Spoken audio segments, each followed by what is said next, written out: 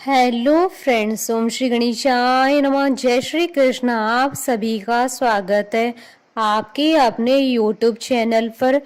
Friends, आज हम आपको इस वीडियो में बताने जा रहे हैं चैत्र मास के शुक्ल पक्ष की कामदा एकादशी का शुभ मुहूर्त, पूजा विधि, व्रत कथा, महत्व के बारे में। फ्रेंड्स, वीडियो शुरू करने से पहले आपसे रिक्वेस्ट है, अगर आप हमारे चैनल पर नए हैं और आपने अभी तक चैनल को सब्सक्राइब नहीं किया है तो प्लीज सब्सक्राइब कीजिएगा चैनल को, साथ ही प्रेस कीजिएगा बेल आइकन को, जिससे नए वीडियो से रिलेटेड नोटिफिकेशन आपको तुरंत प्राप्त हो सके। और वीडियो पसंद आने पर वीडियो को लाइक और शेयर जरूर कीजिएगा ताकि सभी भक्तों को इस वीडियो का लाभ प्राप्त हो सके। और कमेंट बॉक्स में जय श्री कृष्ण जरूर लिखिएगा। हिंदू संवत्सर की पहली एकादशी और चैत्र मास की शुक्ल पक्ष की एकादशी तिथि को कामदा एकादशी के नाम से जाना जाता है। मान्यता है कि कामदा एकादशी का व्रत करने से सभी कष्टों से मुक्ति मिलती है। कामदा एकादशी के दिन भगवान विष्णु जी की पूजा की जाती है। इस दिन व्रत करने से हर तरह के दुख और कष्टों से मुक्ति मिलती है। मान्यता है कि इस दिन व्रत पूजन करने से अधूरी मनोकामनाएं विष्णु भगवान पूरी करते हैं, इसलिए इसे फलदा एकादशी या कामदा एकादशी भी कहा जाता है। कामदा एकादशी का व्रत करने से ब्रह्म हत्या आदि पापों तथा पिशाच आदि दोषों से मुक्ति मिलती है।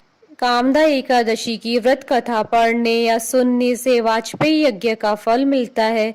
इस व्रत को करने से प्रेत योनि से मुक्ति मिलती है। इस एकादशी का उल्लेख विष्णु पुराण में भी किया गया है। इस व्रत को करने से जीवन की सभी समस्याओं का समाधान हो जाता है।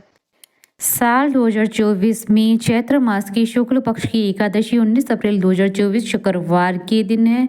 कामदा एकादशी के दिन व्रत रखने वालों को एकादशी की कथा कहना या सुनना बेहद महत्वपूर्ण माना गया है। पुराणों में इस बात का उल्लेख है कि बिना व्रत कथा कहे या सुने यह व्रत संपूर्ण नहीं माना जाता है। कामदा एकादशी की व्रत की कथा श्री कृष्ण ने धर्मराज युधिष्ठिर को सुनाई थी। श्री कृष्ण से पहले इस कथा को वशिष्ठ मुनि ने राजा दिलीप को सुनाया था। फ्रेंड्स, अब आइए जानते हैं कामदा एकादशी के शुभ मुहूर्त के बारे में। हिंदू पंचांग के अनुसार साल 2024 में कामदा एकादशी का व्रत 19 अप्रैल 2024 शुक्रवार के दिन है।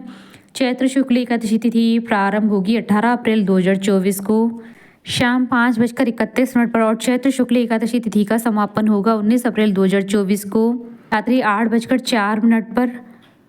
व्रत पारण का समय रहेगा 20 अप्रैल 2024 को सुबह 5:58 से सुबह 8:33 तक और हरिवासर समाप्ति का समय रहेगा 20 अप्रैल 2024 को रात्रि 10:41 पर।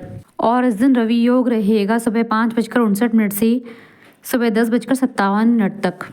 फ्रेंड्स, अब आइए जानते हैं कामदा एकादशी की पूजन विधि के बारे में।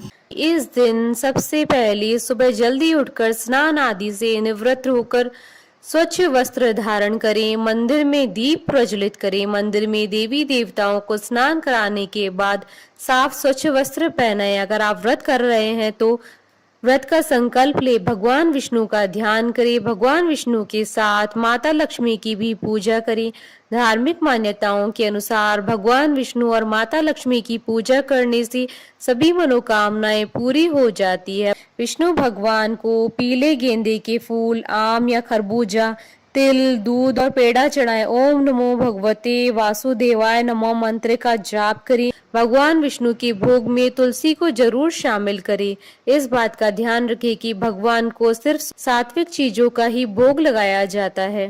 भोग को लगाने के तुरंत बाद ही भोग को पूजा स्थल से नहीं उठाना चाहिए, बल्कि भोग लगाने के थोड़ी देर बाद भगवान को प्रणाम करके उसके बाद भोग को लेकर बांट देना चाहिए। भगवान को भोग लगाने के बाद उसका थोड़ा सा हिस्सा निकालकर गाय को खिलाना चाहिए। उसके बाद ही स्वयं प्रसाद लेना चाहिए। धार्मिक ग्रंथों के अनुसार गाय को माता का दर्जा दिया गया है। ऐसा कहा गया है कि गाय को भोजन खिलाने से पितृदोषों से मुक्ति मिलती है। इसके बाद एकादशी व्रत की कथा जरूर पढ़ें या सुने। द्वादशी के दिन ब्राह्मण व दरिद्र जनों को भोजन जरूर कराना चाहिए। व्रत का पारण शुभ मुहूर्त में ही करना चाहिए। फ्रेंड्स, अब आइए आरंभ करें कामदा एकादशी की व्रत कथा। धर्मराज युधिष्ठिर कहने लगे कि हे भगवान, मैं आपको कोटि कोटि नमस्कार करता हूँ। अब आप कृपा करके चैत्र शुक्ल एकादशी का महात्म्य कहिए। श्री कृष्ण कहने लगे कि हे धर्मराज, यही प्रश्न एक समय राजा दिलीप ने गुरु वशिष्ठ जी से किया था, और जो समाधान उन्होंने किया वो सब मैं तुमसे कहता हूँ। प्राचीन काल में भोगीपुर नामक एक नगर था। वहां पर अनेक ऐश्वर्यों से युक्त पुंडरीक नाम का एक राजा राज्य करता था। भोगीपुर नगर में अनेक अप्सरा, किन्नर और गंधर्व वास करते थे। उनमें से एक जगह ललिता और ललित नाम के दो स्त्री पुरुष अत्यंत वैभवशाली घर में निवास करते थे। उन दोनों में अत्यंत स्नेह था, यहाँ तक कि अलग अलग हो जाने पर दोनों व्याकुल हो जाते थे। एक समय पुंडरीक की सभा में अन्य गंधर्वों सहित ललित भी गान कर रहा था। गाते गाते उसको अपनी प्रिय ललिता का ध्यान आ गया और उसका स्वर भंग हो जाने के कारण गाने का स्वरूप बिगड़ गया। ललित के मन के भाव जानकर कारकोट नामक नाग ने पदभंग हो जाने के कारण राजा से कह दिया। तब पुंडरीक ने क्रोध पूर्वक कहा कि तू मेरे सामने गाता हुआ अपनी स्त्री का स्मरण कर रहा है, अतः तू कच्चा मांस और मनुष्य को खाने वाला राक्षस बन अपने किए कर्म का फल भोग। पुंडरीक के श्राप से ललित उसी क्षण महाकाय विशाल राक्षस हो गया। उसका मुख अत्यंत भयंकर, नेत्र सूर्य चंद्रमा की तरह प्रदीप्त तथा मुख से अग्नि निकलने लगी। उसकी नाक पर्वत की कंदरा के समान विशाल हो गई और गर्दन पर्वत के समान लगने लगी। सिर के बाल पर्वतों पर खड़े वृक्षों के समान लगने लगे तथा भुजाएं अत्यंत लंबी हो गई। कुल मिलाकर उसका शरीर 8 योजन के विस्तार में हो गया। इस प्रकार राक्षस होकर वह अनेक प्रकार के दुख भोगने लगा। जब उसकी प्रियतमा ललिता को यह वृतांत मालूम हुआ तो उसे अत्यंत खेद हुआ और वह अपने पति के उद्धार का यत्न सोचने लगी। वह राक्षस अनेक प्रकार के घोर दुख सहता हुआ घने वनों में रहने लगा। उसकी स्त्री उसके पीछे पीछे जाती और विलाप करती रही। एक बार ललिता अपने पति के पीछे पीछे घूमती हुई विंध्याचल पर्वत पर पहुंच गई, जहां पर श्रृंगी ऋषि का आश्रम था। ललिता शीघ्र श्रृंगी ऋषि के आश्रम में गई और वहां जाकर विनीत भाव से प्रार्थना करने लगी। उसे देखकर श्रृंगी ऋषि बोले कि हे सुभगे, तुम कौन हो और यहाँ किसके लिए आई हो?